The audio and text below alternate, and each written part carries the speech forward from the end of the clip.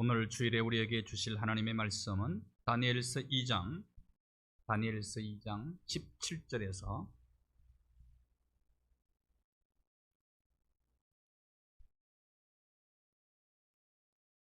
23절까지의 말씀입니다. 다니엘서 2장 17절에서 23절입니다. 말씀을 함께 봉독합니다. 이에 다니엘이 자기 집으로 돌아가서 그 친구 하나냐와 미사엘과 아사랴에게 그 일을 알리고 하늘에 계신 하나님이 이 은밀한 일에 대하여 불쌍히 여기사 다니엘과 친구들이 바벨론의 다른 지혜자들과 함께 죽임을 당하지 않게 하시기를 그들로 하여금 구하게 하니라. 이에 이 은밀한 것이 밤의 환상으로 다니엘에게 나타나 보이심에 다니엘이 하늘에 계신 하나님을 찬송하니라. 다니엘이 말하여 이르되 영원부터 영원까지 하나님의 이름을 찬송할 것은 지혜와 능력이 그에게 있음이로다. 그는 때와 계절을 바꾸시며 왕들을 패하시고 왕들을 세우시며 지혜자에게 지혜를 주시고 총명한 자에게 지식을 주시는도다. 그는 깊고 은밀한 일을 나타내시고 어두운 데에 있는 것을 아시며 또 빛이 그와 함께 있도다. 나의 조상들의 하나님이여, 주께서 이제 내게 지혜와 능력을 주시고 우리가 주께 구한 것을 내게 알게 하셨사오니 내가 주께 감사하고 주를 찬양하나이다. 곧 주께서 왕의 그 일을 내게 보이셨나이다 하니라. 아멘.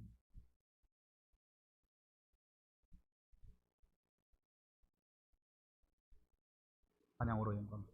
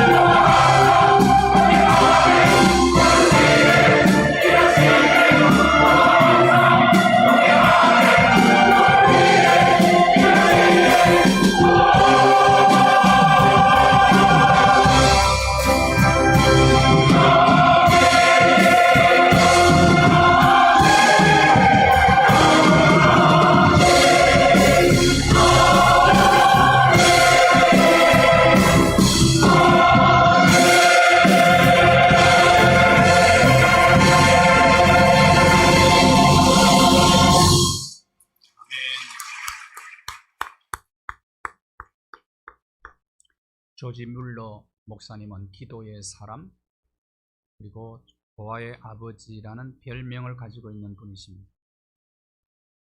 1805년 독일에서 태어났는데 청소년 시절은 감옥을 드나드는 불량 청소년이었습니다. 20세 때 할레 대학에서 피심을 하게 되죠. 1823년 영국 브리스톨에 가서 사역을 하게 됩니다. 지금도 브리스톨에는 밀러의 집이 있습니다. 그는 15만 명의 고아를 살립니다.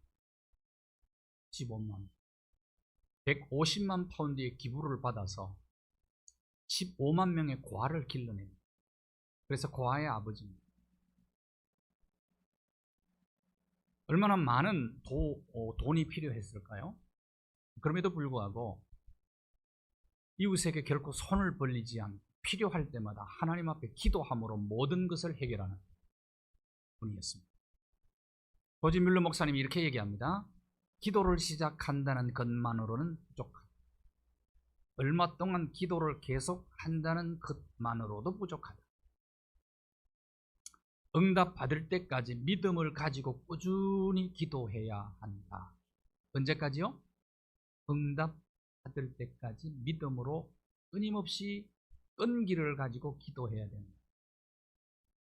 또 끝까지 하나님께서는 우리의 기도를 듣고 응답하신다는 사실도 확신해야. 그러나가 중요해요.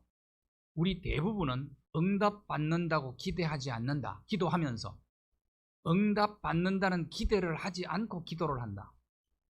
사실 이것이 문제라는 겁니다. 향방 없는 기도가 되는 것을 두려워하면서 하나님의 원칙, 성경의 원칙, 하나님의 뜻을 분별하며 기도할 때, 성경의 원칙, 하나님의 원칙, 하나님의 뜻을 분별하면서 기도할 때 하늘 곳간을 열어서 필요를 채워주신다. 그 하나님을 체험하게 될 것이다. 고아들을 기르면서 얼마나 많은 어려움들이 많았을까요? 때론 아침밥을 먹일 것이 없어서 조마조마하게 발을 동동 구르고 있을 때에 아주 하나님께서 드라마틱하게 빵을 싣고 가는 차가 고장나서 그 앞에 서게 만들어서 공급해 준 그런 역사도 있었습니다. 하나님은 필요할 때 곳간을 열어서 필요를 채워주시는 그 하나님을 경험하게 될 것이다. 그런 얘기.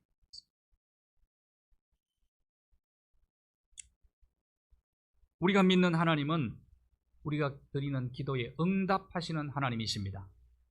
시편 기자는 우상에 대해서 이렇게 기록하고 있습니다. 시편 135편 15절에서 17절입니다. 결국의 우상은 은이나 금이나 동이나 나무로 만드는 것이죠. 사람이 손으로 만드는 것이 우상 아닙니까? 입이 있어도 말을 못한다. 우상은 귀가 있어도 듣지 못한다. 그들의 입에는 눈이 있어도 보지 못하고 그들의 입에는 호흡이 없다. 자, 그런데 우리가 믿는 하나님, 우리가 의지하는 하나님은 어떤 분이십니까? 사람의 입을 지으신 분 아닙니까? 말씀하시는 하나님이십니다. 눈을 지으신 하나님은 온 우주 만물을 두루 살펴보시는 하나님이십니다. 우리의 귀를 지으신 하나님은 우리가 기도하면 들으시는 하나님이십니다. 하나님의 입에는 사람을 살리는 생명의 호흡이 있습니다. 생명의 호흡. 흙으로 아담을 지으시고 아담에게 생명을 불어넣어 주신 분이 하나님 아니십니까? 다니엘은 어린 소년 시절에 바벨론의 포로로 끌려갔습니다. 17살 정도 되었다, 그렇게 학자들이 얘기를 하는데, 소년 시절 나라가 망하고 쇠사슬에 묶여서 포로로 끌려가는 것이 얼마나 큰 위기입니까? 어린 소년 다니엘에게는 메가톤급 충격이었을 것이라고 생각을 합니다. 엄청난 큰 위기였습니다. 다니엘에게 가장 큰 충격은 성전이 불타버렸습니다. 성전이 없는 바벨론, 우상 숭배의 땅으로 포로로 끌려가서 성전 예배를 드릴 수 없었다는 것이 큰 위기였을 것입니다. 하나님의 사람에게 성전 예배를 드리지 못하는 것보다 더 아프고 슬픈 일은 없을 것입니다. 그런데 코로나19는 하나님의 백성들이 함께 모여서 마음껏 성전 예배를 드릴 수 없도록 방해를 하고 있습니다. 인류가 역사 이래 1차, 2차 세계대전보다 더 큰 위기 코로나19, 코비드-19을 지금 경험하고 있는 것 아니겠습니까? 이것은 가장 큰 위기라고 생각을 합니다. 인류 역사 속에. 그런데 다니엘은 위기를 기회로 바꿔버렸습니다. 바벨론에서 하나님의 영광을 크게 드러내며 많은 사람들을 하나님께로 돌아오게 만드는 사명을 감당을 하게 됩니다. 위기를 기회로 바꿔버립니다. 무엇으로? 하나님을 경외하는 신앙과 기도로 그렇게 합니다. 세상 만사에는 양면성이 있습니다. 위기는 위험한 일입니다. 위기 때 많은 것을 잃어버릴 수 있습니다. 그러나 위기는 기회일 수 있습니다. 큰 위기일수록 큰 기회일 수 있는 거예요. 다니엘은 기회로 바꿔버렸어요. 우리가 어려움을 만날 때마다, 특별히 우리 그리스도인들이 위기를 만날 때마다 위기를 기회라고 생각하고 소망의 하나님을 바라보아야 됩니다. 위기가 찾아올 때 소망이 없으면 좌절하고 절망하고 포기해버리고 맙니다. 다니엘은 위기의 때에 소망의 하나님을 바라봅니다. 다니엘 어린 소년의 가슴 속에 하나님의 말씀이 들어있었어요. 이스라엘 사람들은 12살이 되기까지 모세오경을 다 암송하게 만듭니다. 암송. 그렇게 성경 구절을 몇 구절을 외우는 그 정도가 아니고 창세기, 출애굽기, 레위기, 민수기, 신명기, 모세오경 전체를 다 외우게 만드는 거예요.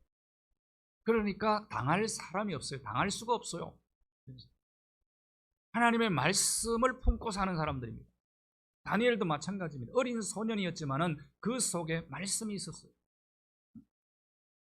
특별히 예레미야의 예언의 말씀을 그는 가슴에 품고 있었던 것 같습니다. 예레미야서 29장 10절을 보십시오. 나라가 망하기 전에, 포로로 끌려가기 전에 예레미야 선지자는 눈물로 항상 목이 터져라고 외칩니다. 정신 차리라고, 우상을 버리라고. 나라가 지금 망하게 되었습니다. 그럴 때 예언의 말씀을 합니다. 70년이 차게 되면 하나님의 선한 말씀이 성취되어서 고국으로 다시 돌아오게 될 거다. 예레미야가 주신 이 예언의 말씀을 어린 소년 다니엘은 가슴에 품고 있었던 것이죠. 그렇기 때문에 말씀을 품고 소망의 하나님을 바라보고 하나님을 경외하는 가운데 기도하면서 위기를 기회로 바꿔버렸어요.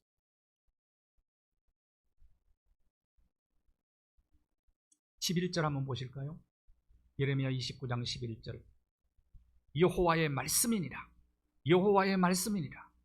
너희를 향한 나의 생각, 이스라엘 백성들을 향한 하나님의 생각이 뭐라고요? 평안이라는 겁니다. 재앙이 아니라는 겁니다. 비록 지금 나라는 망했지만은 포로로 끌려가죠. 마지막 시드기야 왕은 두 눈이 뽑혀서 쇠사슬에 묶여서 아들이 죽는 모습을 보고 두 눈이 뽑혀요. 그리고 그는 끌려갑니다. 엄청난 재앙이지만은 하나님의 생각은 달라요. 이스라엘 향한 하나님의 생각은 평안이고 미래요 희망이라는 겁니다. 다니엘은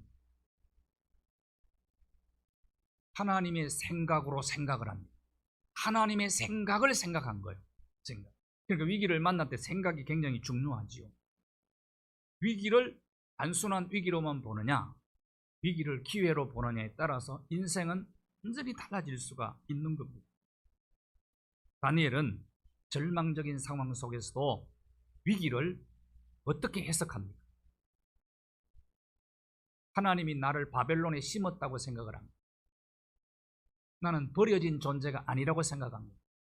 왜? 소망의 하나님, 하나님의 생각을 생각한 거예요. 하나님이 뜻이 있어서 나를 이 바벨론에 선교사로 파송했다. 그러니까 나는 파송 선교사다 생각을 한 거예요. 생각이 이만큼 중요하다. 위기를 만나면 내 생각만 가지고 생각하면 좌절하고 절망하고 포기합니다.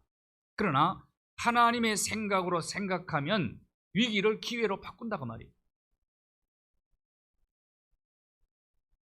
17살 소년이 얼마나 마음이 아팠겠어요. 고국과 고향과 부모님 품을 떠나서 바벨론 쇠사슬에 묶여 포로로 끌려갔어. 절망할 수밖에 없는 상황 아니겠어요? 우리나라 고아원에 들어있는 아이들을 18살 되면 내보냅니다. 며칠 전에 고아원에서 고아원 계속 있고 싶겠다고 얘기했는데도 법적으로 안 되니까 내보내니까 아이가 극단적 선택을 했어요. 갈 바를 알지 못하고. 그렇잖아요. 그러면 그런 어떤 장치들도 사실은 마련해야 되는 것 아니겠어요? 독립해서 나가서 떳떳하게 당당하게 사는 아이들도 있지만은 그렇지 못한 아이들이 얼마나 불쌍합니까?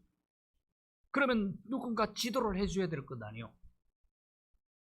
아니 국가적으로 못하면 교회에도 위탁을 해가지고 그들을 돌볼 수 있도록 좀 제도적 장치를 마련해야 될 것 아닙니까? 나는 그 신문 기사를 보고 너무나 가슴이 아팠어요. 그 아이가 얼마나 앞이 암담했으면 이렇게 극단적인 선택을 할 수 있어요. 아무도 의지할 데가 없는 이 아이가 세상에 그냥 쫓겨난 거죠. 제가 가서 가입 예배를 드린 부천에 있는 어느 교회, 그때 전도사님이었는데 감옥 갔다 온 아이들, 미혼모, 그 다음에 고아원에서 나온 아이들 중심으로 목회하는 목사님이 있어요. 목사가 됐는데 정말 귀한 사역을.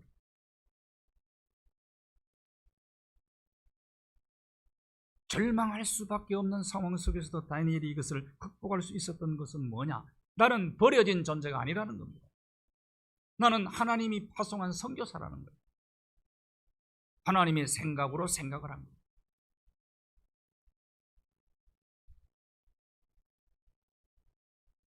다니엘은 바벨론에서 유학의 기회를 얻게 되죠. 국비 장학생, 황실 장학생으로. 느부갓네살이 굉장히 똑똑한 왕이었어요. 포로로 잡아온 사람들 중에 똑똑한 아이들, 현명한 아이들을 공부를 별도로 시킨 거예요. 다니엘과 그의 세 친구들이 그 공부를 한 겁니다. 황실 장학생으로 공부를 했어요. 그래서 왕을 모시게 되었잖아요. 수많은 사람들에게 영향력을 끼치게 되는 거예요. 위기를 기회로 완전히 바꿔버렸단 말이에요. 무엇이 그것을 가능하게 만들었습니까? 하나님을 경외하는 기도의 사람이었기 때문입니다.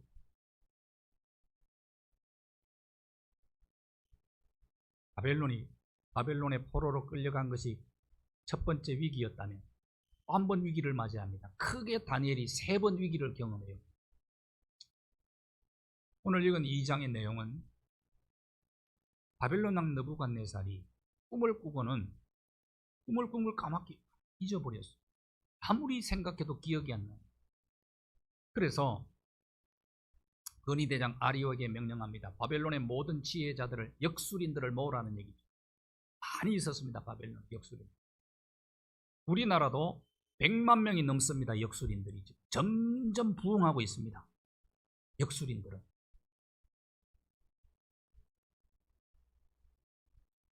다 모았어요. 그래서 느부갓네살 왕이 명령을 합니다. 내가 꾸고 잊어버린 꿈을 찾아내가지고 해몽을 하라는 거예요. 그렇지 않으면 모든 지혜자들을 죽일 뿐만 아니라 가족들까지도 다 죽이겠다. 지혜자 속에는 누가 들어있느냐? 다니엘과 그의 세 친구도 들어있어요. 그러면 다 죽게 됐어요. 그때 바벨론 지혜자들, 역술인들이 뭐라고 얘기합니까? 느부갓네살 왕에게 이런 얘기합니다. 11절을 보십시오. 다니엘서 2장 11절에 보면 남이 꿈을 잊어버렸는데 그걸 찾아내는 것은 신이나 할 일이지 사람이 할 일이 아니다. 그렇게 얘기합니다. 맞는 얘기죠? 근데 그렇게 보고했더니 느부갓네살 왕이 노발대발을 하죠. 그 다음 보실까요? 12절 13절 진노하고 통분해서 바벨론의 모든 지혜자들을 다 죽이라는 거예요. 다니엘과 그의 친구들도 죽이려고 찾았어요. 위기 상황이죠.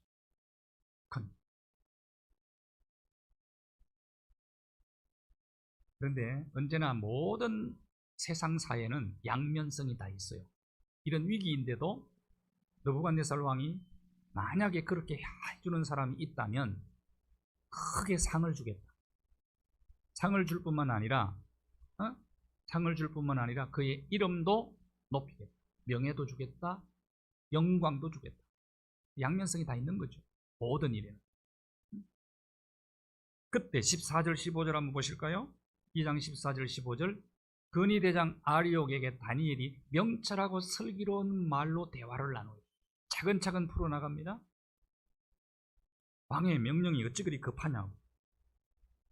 자, 어린 소년이 죽이겠다고 하는데 얼마나 두려웠겠어요. 만일에 꿈을 찾아내지 못하고 해몽 못하면 죽이겠다는 거예요.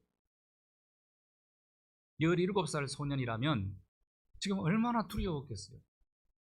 느부갓네살은 그 당시 최고의 왕이었어요. 가장 힘이 있어요. 그 왕이 명령을 내렸는데 얼마나 두려웠겠네요. 지금 북한 김씨 일가가 공포정치를 하잖아요. 그냥 꼰대를 보여주겠다고 고모부도 그냥 사정없이 쏘아서 죽이는. 그러니까 얼마나 두려워 떨겠어요. 그런데 느부갓네살 왕을 두려워하지 않아요. 다니엘이. 여러분, 사람이 두려움에 마비가 되면요, 분별력이 사라집니다. 믿음도 약해져요. 그리고 머리가 하얗게 됩니다. 아이디어가 떠오르지 않아요. 생각이 마비되어 버리고 만다니까요. 두려움의 노예가 되어 버립니다. 그러니까 두려움에 마비되는 걸 여러분 경계하셔야 됩니다. 코로나19도 두려움에 마비되면 큰일 납니다. 2차 대전 때 전쟁터에 미국 부모들이 전쟁터에 자식들을 내보내고 전쟁터에 나가 죽은 사람보다 두려움과 염려 때문에 죽은 사람이 더 많다고 그래요. 그러니까 두려움을 경계해야 됩니다.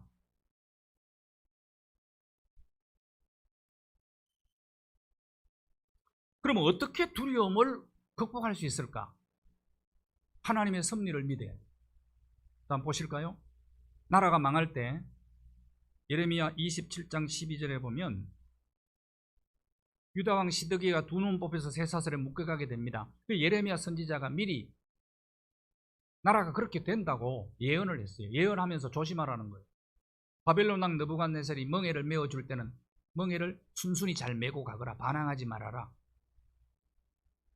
그들을 참 섬기라는 거예요. 그러면 살 길이 열린다는 거예요.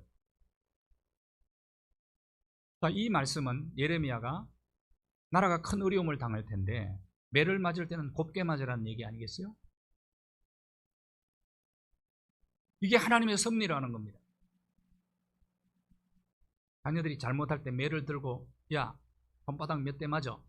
그럼 아이들이 이 손가락을 어드렁거리잖아요. 아프니까 도망가려고 그러고. 그러면 어떻게 됩니까? 더 맞죠. 만약에 그게 반항까지 했다. 그럼 더 많이 맞죠. 지금은 애국하는 길이 뭐냐는 거예요. 바벨론이 느부갓네살이 오면 침기를 거슬리지 말라는 거예요. 이것이 섭리라는 거예요. 다니엘은 그걸 알았어요. 이것이 사는 길이라는 겁니다.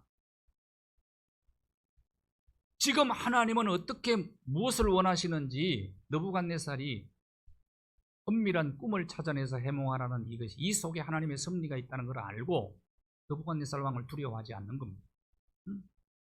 자, 위기의 순간에는 잠잠히 하나님을 바라보며 신뢰하면 두려움을 극복할 수가 있어요. 두려움의 감정은 그림자와 같은 것이거든요.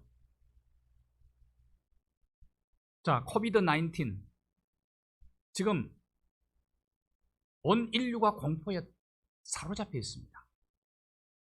잘못하면 두려움에 중독될 수가 있어요. 그러면 마비가 되어버립니다.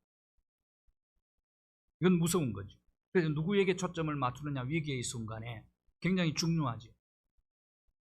감정에 초점을 맞추시면 안 돼요. 감정의 노예, 두려움의 노예가 되어버리고 마는 거예요. 두려움이 엄습할 때 일단 여러분은 호흡을 가다듬고 응급조치, 감정에도 응급조치가 필요하거든요. 그 다음에 조용히 하나님을 바라보며 하나님을 신뢰하고 하나님의 말씀 묵상해야 됩니다. 두려움을 묵상하지 말고 하나님의 말씀을 묵상하지, 두려움보다 크신 하나님을 묵상하셔야 돼요. 그리고 조용히 하나님을 바라보며 하나님을 신뢰할 때 두려움을 이길 수 있는 힘을 주시는 거예요. 감정의 힘을 주세요. 사람에게는 하나님이 주신 두려움을 이길 수 있는 놀라운 힘이 내재되어 있습니다.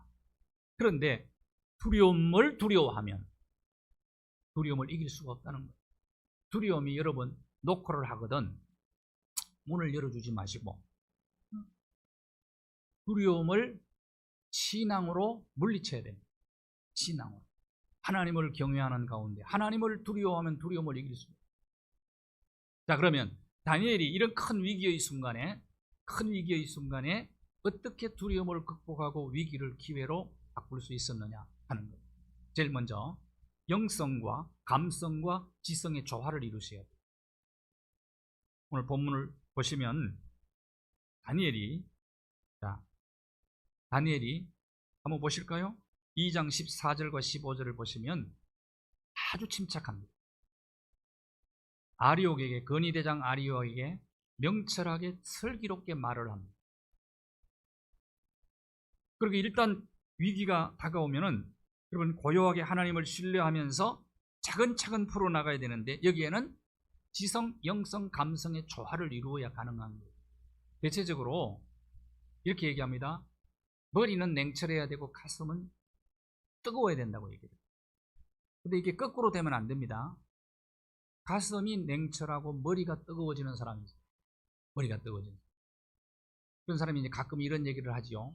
위기를 딱 만나면 머리가 뜨거운 사람은 뚜껑 열리겠네 그래요. 뚜껑 열리겠네. 그 다음에 또 환장하겠네 그래요. 머리가 뜨거워서 그런 거예요. 머리가 뜨거워서 장이 뒤집어지는 게 환장 아닙니까? 환장하겠네 그래요. 그게 순서가 잘못돼서 그래요. 그러니까 지성, 영성, 감성의 조화가 잘 안 이루어지지 않아서 그런 거예요.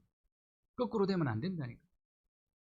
일단 위기의 순간에 막 두려움이 엄습해 올 때는 응급 조치를 먼저 하셔야 된다니까.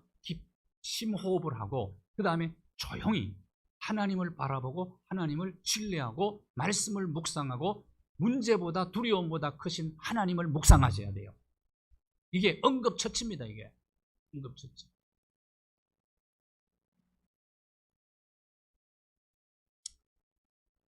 자, 보세요. 아말렉과 전쟁을 하죠. 출애굽할 때. 전쟁할 때 모세가, 아말렉이 큰 군대예요. 이스라엘의 대적이 늘 괴롭히던 사람. 자, 전쟁을 이스라엘은 군인들이 아닙니다. 지금 무기도 없어요. 위기죠.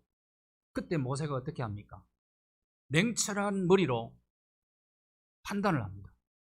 이때는 기도가 먼저가 아니고 사령관을 전쟁터에 먼저 내보내는 게 먼저다. 그래서 여호수아를 먼저 내보내고 기도하러 올라가요. 이게 조화예요. 다윗이 정치 망명을 가지요. 블레셋 아기스 왕에게. 그때 알아보고 골리앗을 죽인 사람이라고 신하들이 보고하니까 죽게 되었어요. 위기지요. 이때 다윗이 뭐 합니까? 그래, 내가 골리앗을 물리쳤으니까 너희들도 이렇게 나오면 어떻게 됩니까? 죽어요. 그때 미친 척하면서 침을 흘리잖아. 이게 지혜입니다. 이게 지혜. 그리고 여러분 무조건 믿습니다. 이거 아주 위험한 신앙이에요. 덮어놓고 믿지 말고 펴놓고 믿으셔야 돼. 이건 미신이요. 무조건 믿고 덮어놓고 믿으면 미신이라니까. 미신. 미신은 언제든지 흔들려 버려. 어려움 오면은, 위기 오면은 미신적 신앙은 흔들려 버립니다. 신앙 버려요. 성경을 펴놓고 믿으시라니까요. 말씀을 묵상하며 믿어야 된다니까요. 그러니까 먼저 머리가 막 뜨거워지고 이러면 아주 위험한 겁니다. 조심하셔야 됩니다. 그때 선택하는 것은 실패요.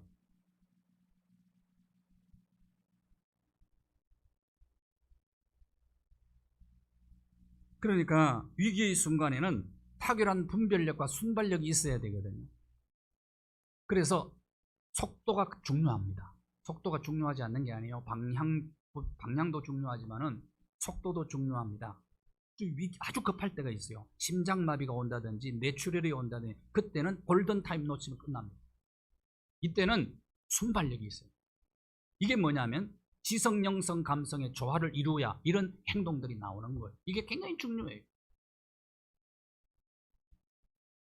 감도 막 들떠있고 막 머리가 뜨고 이거 아주 경계하셔야 된다니까. 한국교회 성도들 가운데 이거 경계하셔야 된다.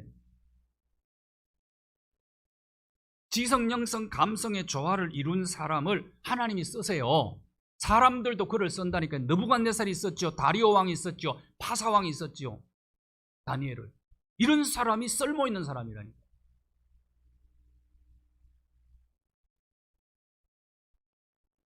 다니엘이 1장에서는요 환관장을 만나요. 2장에서는 근위대장 아리옥을 만나요. 상황에 따라 만날 사람도 다른 거. 이게 지성 아닙니까? 지성. 지성적으로 판단하는 거예요.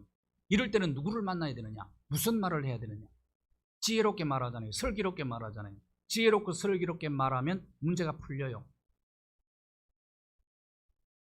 그 다음 중보기도의 위력이. 중보기도. 다니엘이요 느부갓네살이 꾼 꿈을 찾아내야 돼. 그러기 위해서는 은밀한 것을 찾아내야 되는 거다. 깊은 곳에 들어있는 문제 아닙니까? 이걸 찾아내야 되는데 기도 부탁을 합니다. 친구들에게. 하나냐, 미사엘, 아사랴. 이 사람들은 이게 원래 히브리식 이름이에요. 다니엘의 세 친구입니다. 나중에는 사드락, 메삭, 아벳노고로 바뀌지요. 바벨론 이름으로. 이 사람들에게 구체적으로 기도를 부탁을 합니다. 구체적으로 기도 제목까지 주지요. 이 은밀한 일에 대해서 하나님이 우리를 불쌍히 여기에 찾아낼 수 있다는 거예요. 만일에 못 찾아내면 바벨론의 모든 지혜자들과 그의 가족과 나도 너희들도 다 죽는다. 이 얘기하는 거예요. 그러니까 기도하자. 기도해달라. 중보 기도를 부탁을 하는 거예요. 중보 기도가 중요한 거예요. 그러니까 이들이 합주회를 하는 겁니다. 중보 기도, 합심 기도를 기도 합주회라고 그래요. 저는 코로나19 상황 속에서도 우리가 합심 기도를 더 많이 해야 될 때가 되었어요. 그렇게 기도 제목을 SNS로 자꾸 나누십시오. 카톡방에다 올리고 해서 우리가 기도 합주회를 해야 될 때가 됐어요. 더욱이 지금 기도 제목들을 좀 올려서 나누시기를 바래요. 그리고 우리 기도 합주회를 해야 될 때입니다. 지금은 민족적으로도 해야 되고 교회적으로도 해야 됩니다. 가장 큰 위기니까 지금 인류 역사 속에. 기도 부탁을 받은 다니엘의 세 친구와 다니엘이 함께 기도를 하는데 기도 사중주래. 기도 사중주. 기도를 해요.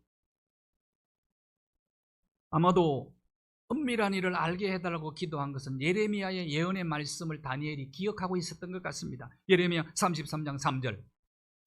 천국 전화번호가 333입니다. 자, 같이 한번 읽어봅시다. 시작. 너는 내게 부르짖으라. 내가 네게 응답하겠고 네가 알지 못하는 크고 비밀한 일을 내게 보이리라. 보세요. 크고 은밀한 일을 보여주시는 분이 하나님이시다. 그래서 기도한, 말씀 붙잡고 기도한 거죠. 아니, 다른 사람이 꾼 꿈을 어떻게 내가 알아냅니까? 그게 크고 은밀한 일이지.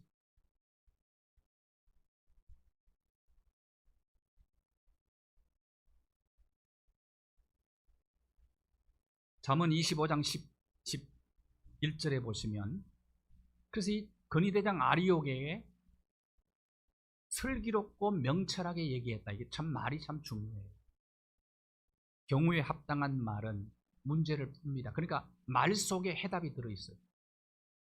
은쟁반의 금사가 같은 경우에 합당한 말이 문제를 다 풀어버려요. 하나님의 말씀 속에 지혜와 지식이 들어있어요. 성경은 지혜와 지식의 보물창고입니다. 왜? 성경은 인생 사용 설명서잖아요. 이 속에 인간 문제의 모든 해답이 다 들어있습니다. 이 설명서를 잘 활용하시면 돼요.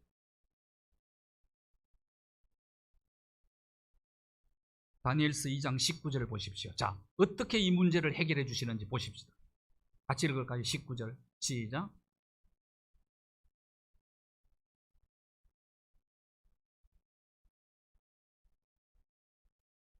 은밀한 것이 밤의 환상 중에 다니엘에게 딱 보인. 그러니까 느부갓네살이 꾼 꿈을 하나님께서 동영상으로 다 보여주셨어요. 뭔지 아시죠? 큰 신상이 머리끝부터 발끝까지 다 달라. 금으로 된 부분, 노수로 된 부분, 흙으로 된 부분. 근데 그게 돌이 날아와서 치니까 다 부서져. 그 돌이 세계 속으로 다 흩어져 버렸어. 그것은 예수 그리스도를 통해서 이룰 사탄의 나라가 무너지고 하나님의 나라가 건설된다는 미래 비전이잖아요. 이거를요, 사진으로 동영상으로 딱 보여준 거예요. 환상으로. 그러니까 금방 알아차렸지. 아무리 크고 은밀한 일고 깊숙이 감추온 것이라도 하나님은 보여주시는 분이세요. 나타내시는 분이세요. 나타내시는.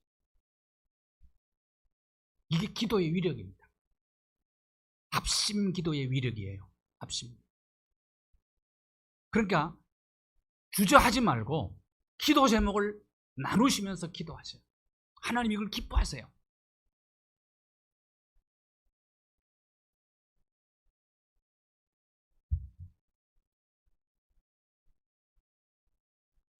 다니엘이 하나님을 찬양하잖아요. 찬송하니라. 이게 바레크라는 단어. 은밀한 일을 보여주신 하나님을 찬송하며 감사하며 또 축복합니다. 그래서 이 단어가 다 들어있어요. 바레크라는 단어인데요, 찬송하고 감사하며 축복했다. 다니엘서 6장 10절에 무릎을 꿇고라는 단어가 바레크라에 똑같은 단어를 쓰고 있어요. 찬송하며 감사하며 축복하며 기도합니다.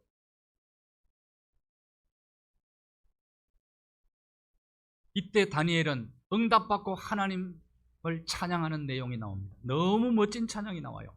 다니엘서 2장 20절에서 23절을 보시면 하나님을 어떻게 찬송합니까? 하나님의 지혜와 하나님의 능력을 찬양하는 거예요. 왜? 아무리 머리로 짜내도 찾을 수 없는 은밀한 일을 하나님은 보여주시니까. 하나님의 지혜와 권능 찬양하면서 때와 계절을 바꾸시는 하나님, 왕들을 폐하기도 하시고 세우시는 분이 하나님, 깊고 은밀한 일을 나타내시는 하나님, 내게 보여주신 하나님, 보여주신 하나님, 그 하나님을 찬양하는 거예요.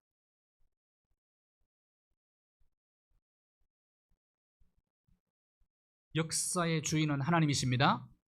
역사의 수레바퀴는 하나님이 움직이십니다. 역사 속에 아무리 깊숙이 감추진 비밀이라도 은밀한 일이라도 하나님은 때가 되면 드러내실 수 있어요. 드러내십니다.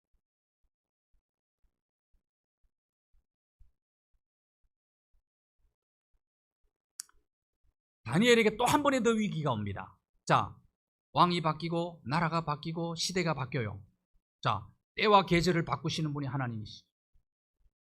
페르시아 시대가 됩니다. 바벨론이 끝나고 그때 다리오 왕이 등장하면서 그때 총리 3명 중에 중앙 총리가 됩니다. 어떤 총리가 됩니다. 다니엘이. 그러니까 정적들이 많이 생겨요. 어떻게 하면 다니엘을 제거할까를 계략을 꾸미고 있었을 때 그때 보니까 다니엘이 항상 하나님께 기도를 하는 거예요. 기도. 그래서 이걸 가지고 계략을 꾸민 겁니다. 왕 외에 어느 신이나 누구에게나 기도하는 자가 있으면 굶주린 사자굴에 넣어서 죽이자. 이거 위기예요. 그럼에도 불구하고 다니엘이 뭐 합니까? 6장 10절 한번 보실까요? 6장 10절. 창문을 열어놓고 그럼에도 불구하고 그러니까 다리오 왕을 두려워하지 않았어요. 정적들을 두려워하지 않았어요. 그럼 창문 닫고 해야지. 두려워하면 기도하는 거 숨겨야 되는데 하루에 3번씩 예루살렘을 향해서 성전은 무너지고 없어요. 성전 예배를 그리워하면서 하루에 3번씩 무릎 꿇고 하나님 앞에 기도합니다. 지금은 성전 예배를 마음 놓고 드릴 수가 없어요. 그런데 다니엘이 갈망했던 것처럼 성전 예배가 나중에 70년 후에 회복이 됩니다. 무너진 성전을 다시 짓게 되고 초대교회가 박해가 심할 때는 가정에 모여서 예배를 드렸어요. 로마 시대에 박해가 심할 때는 지하에 도시를 만들었어요. 카타콤을 만들어서 예배를 드렸어요. 그러나 여러분, 다니엘의 예배의 자세를 여러분이 배우시기를 바랍니다. 오늘 대면 예배를 드리는 분들도 마찬가지, 비대면 예배로 가정에서 예배를 드리시는 분들도 다니엘의 이 자세로 예배할 수 있기를 바랍니다. 추리닝 입고 잠옷 입고 예배하지 마세요. 예배 시작부터 축도할 때까지 성실하게 정성껏 참여하십시오. 모든 예배 프로그램에. 성전 예배를 그리워하면서 예배 드리십시오.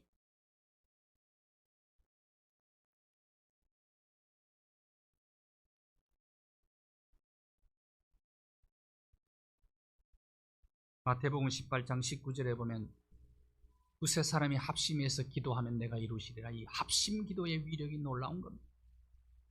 합심. 지금은 어느 때보다도 우리가 서로가 서로를 위해서 합심 기도해야 될 때,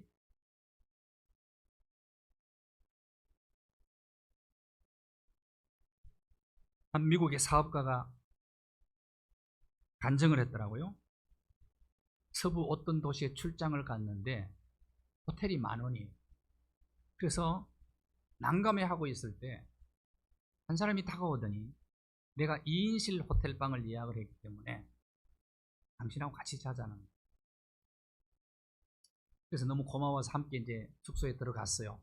그런데 이제 취침 시간이 되었는데 이렇게 얘기하는 겁니다. 내가 할 일이 있으니까 불을 꺼드릴 테니까 먼저 주무시라. 갑자기 겁이 났고요. 그 사람이 불을 꺼놓고 무슨 짓을 하려고 그러나 겁이 났어요. 근데 베란다 문을 열고 베란다에 나가더니 잠자는데 방해될까봐 소곤소곤 하면서 기도를 하는 거예요. 경건하게 무릎을 꿇고 기도를 드리는 것입니다. 그때 생각하기를 이분이 아마도 인생에 큰 해결해야 될 문제를 가지고 있구나, 그런 생각을 하고 잠자리에 들었어요. 아침에 일어나서 당신 크리스찬이신가 봅니다. 지금 해결해야 될 심각한 문제가 있으신가 봅니다. 네, 아니에요. 그런데 누구를 위해서 기도를 그렇게 한 겁니까? 나 자신을 위해서 한 것이 아니고 나의 기도를 필요로 하는 사람들을 위해서 기도했습니다. 이한 얘기를 합니다. 나의 기도가 필요한 사람들을 위해서 기도한 것입니다. 하나님이 이 기도를 그래서 기뻐하시는 거예요. 중보 기도를.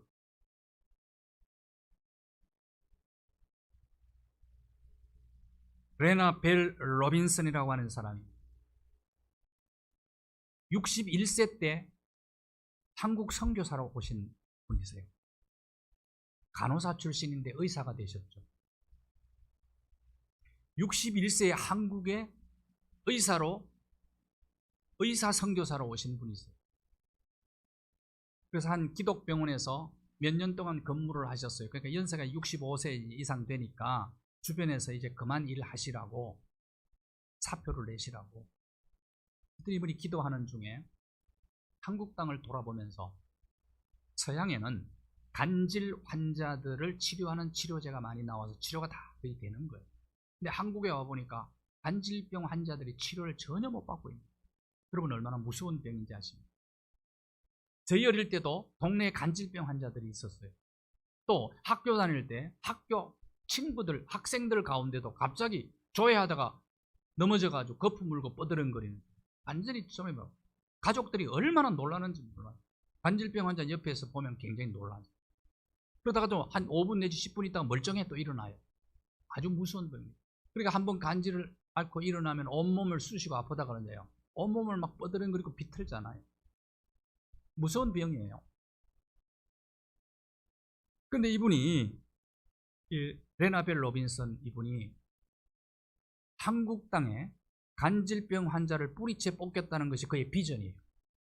그때 65세가 넘었어요. 60대 중반이에요. 그러면서 매일 새벽 일어나서 하루의 일과를 시작하기 전에 말씀 묵상 노트를 쓰고 기도 노트를 쓰는 거예요.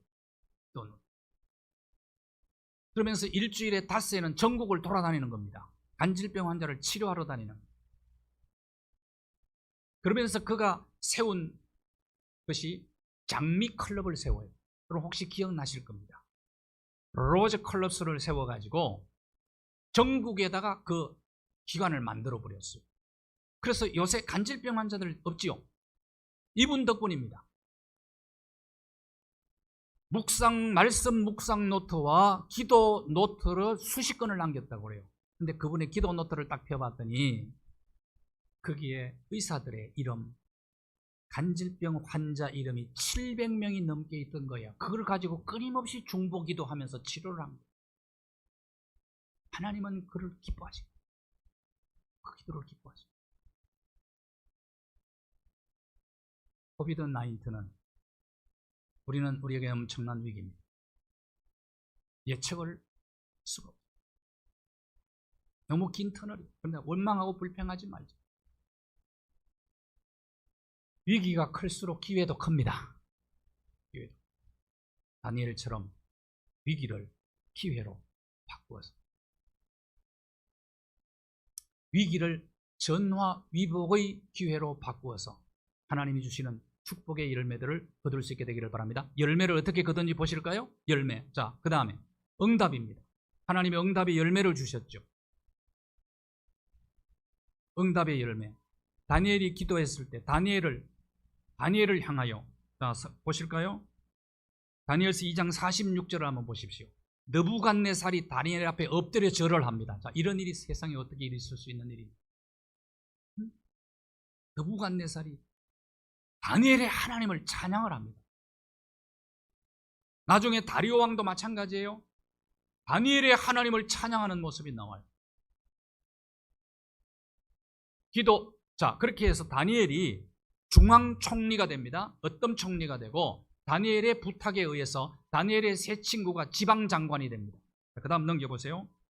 48절, 49절 보세요. 다니엘을 높여서 바벨론 온 지방을 다스리게 하는 중앙정부의 3명 중에 어떤 총리가 되게 하고 다니엘의 세 친구는 지방장관 되게 만들었어요. 그런데 기도 응답의 최고의 응답이 뭐였느냐? 많은 사람들을 하나님 앞으로 인도한 겁니다. 다니엘서 12장 3절을 보십시오. 이것이 다니엘의 기도의 최고의 응답이었어요. 수많은 사람들을 다니엘로 하여금 하나님 앞으로 돌아오게 만들었어요.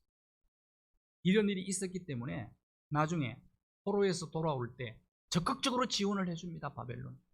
나중에 페르시아 고레스 왕이 칙령을 내려서 물자까지 다 공급을 해줍니다.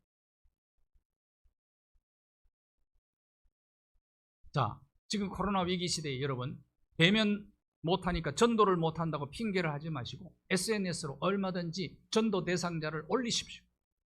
그들을 위해서 기도하셔야 됩니다. 기도 응답의 최고의 열매는 사람들을 하나님께로 돌아오게 하는 것입니다.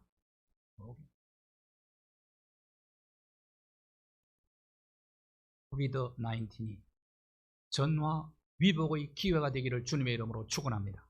감사합니다. 인류 역사 속에 가장 큰 위기를 지금 만나서 사람들이 두려움에 사로잡혀 있습니다. 하나님을 경외하고 하나님을 두려워하고 신뢰하는 가운데 기도함으로 가장 큰 위기를 가장 큰 축복의 기회로 바꿀 수 있는 우리 모두가 되게 하여 주옵소서. 예수 그리스도의 이름으로 기도하옵나이다. 아멘.